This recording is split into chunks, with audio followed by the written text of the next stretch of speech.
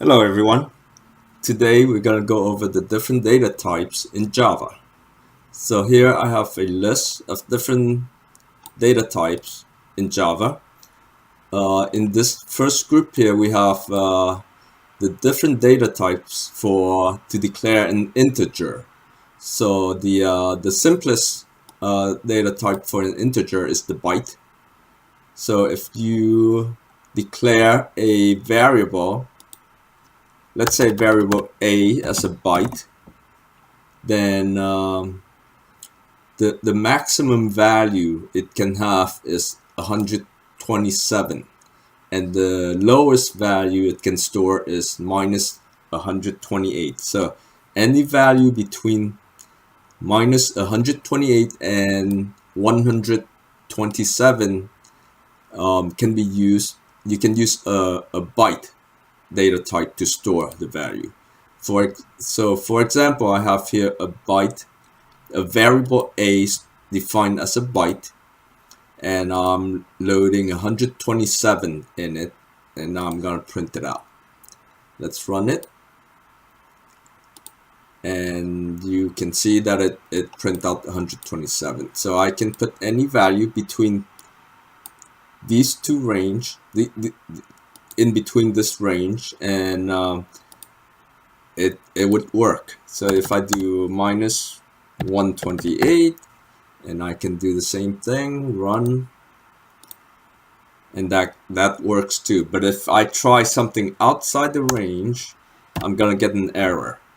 As you can see, minus 129, it gives me an error because now it's no longer a byte, but the type is now an integer, so that you cannot store an integer into a byte. So to store something like 100 minus 129 into a variable, you would have to change it to maybe a short, and that would give you enough space to store a negative 129. For the byte, on the other hand, you can store again up to 128, and if you go beyond that, then the editor would let you know that there's an error. But what if you do this? You do I minus minus. So now you start out with like a valid value for a byte, not I minus minus, but you want to do a minus minus. So now you're subtracting 1 to that variable, and the editor doesn't catch that. But if you try and run it, it's gonna give you a value that doesn't make a lot of sense, because you have negative 128, you minus 1, so it should be minus 129 instead it's giving you a positive 127.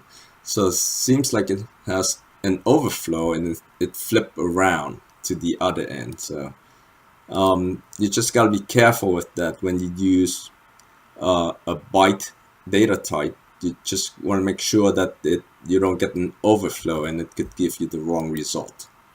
For the short, now if I change this to the short, then I should get the correct answer, because the short would give me a much wider range than the byte. So now I got the correct answer as a negative 129. So short is 2 bytes, is double the size of the byte, and an integer is double the size of the short. So usually the integer, you can define int for most integer variables. It gives you a wide enough range to process most numbers out there. But if you're dealing with even longer numbers, then you want to use the long. The long is going to give you double the size of the integer in terms of bytes.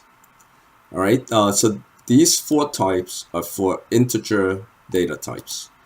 The next group here we have is for floating decimal. So the float is the smaller of the two, and say if I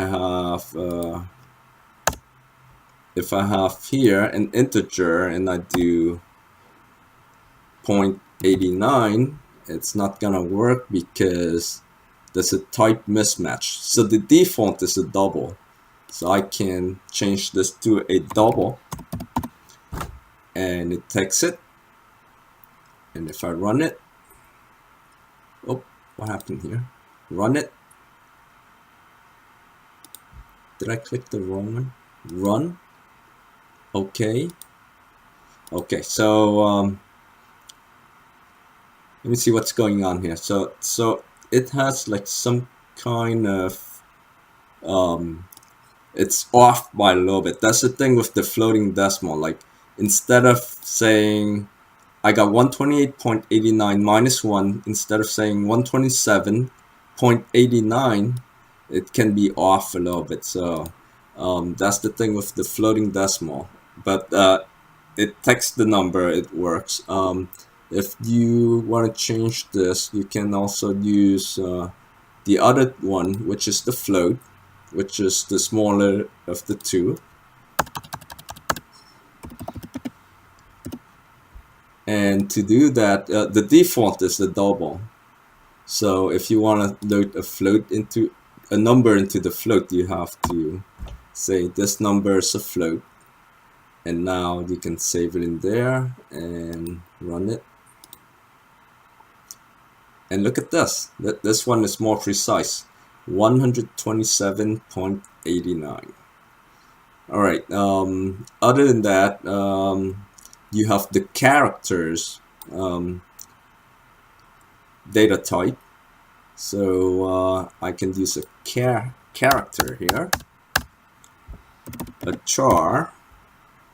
So I'm defining a variable a is a char, and let me set it equal to hello. And hello is a string, so I have to say char at position 0. And now I'm gonna remove this. I'm not gonna do subtract anymore. And I'll run this. So you get the letter H. Position 0 gives you the letter H. If I do position 1, I'm gonna get the letter E, which is the next position here. Okay, so that's the char. You can also load a number into a char. For example, 80.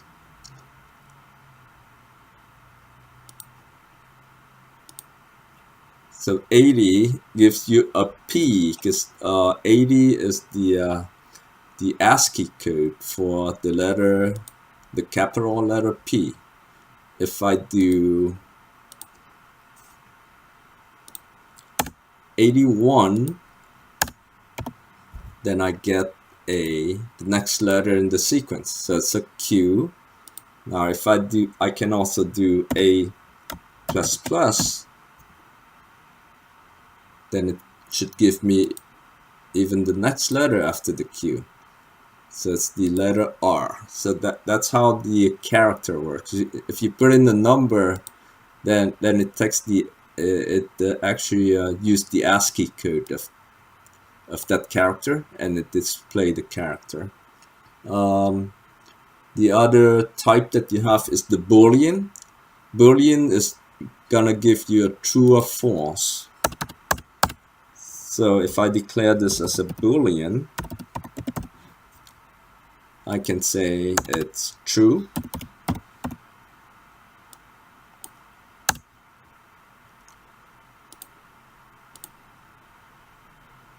There's an error. Oh, mistyped it. Boolean. Okay.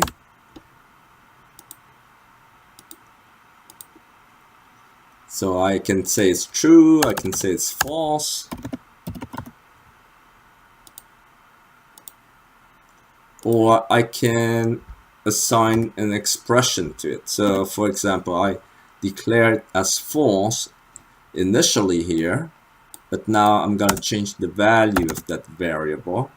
So if 0 equals 0,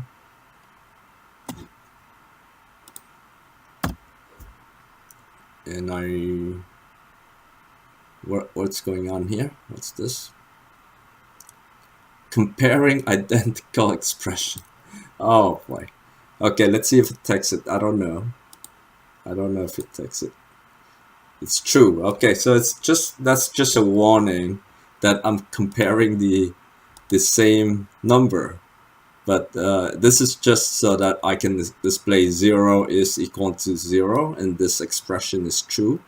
And it's loading true into my Boolean variable a, which is true when I print it out. Other than that, we have the object data type. So there's a bunch of object data types. Some of the familiar ones that we have gone through is the string. You got the integer object data type. You have the Boolean, you have the double, you have the number. And you can tell these are object data type because they start with a capital letter. So, like for example, this Boolean here is a primitive data type. Same with all these are primitive data type, but I can convert this to an object data type by putting a B here. Right, so now it is an object data type. And with an object data type, you can use all the method that comes with it. When you put a dot after the variable, you have all these nice tools that you can use to process that variable.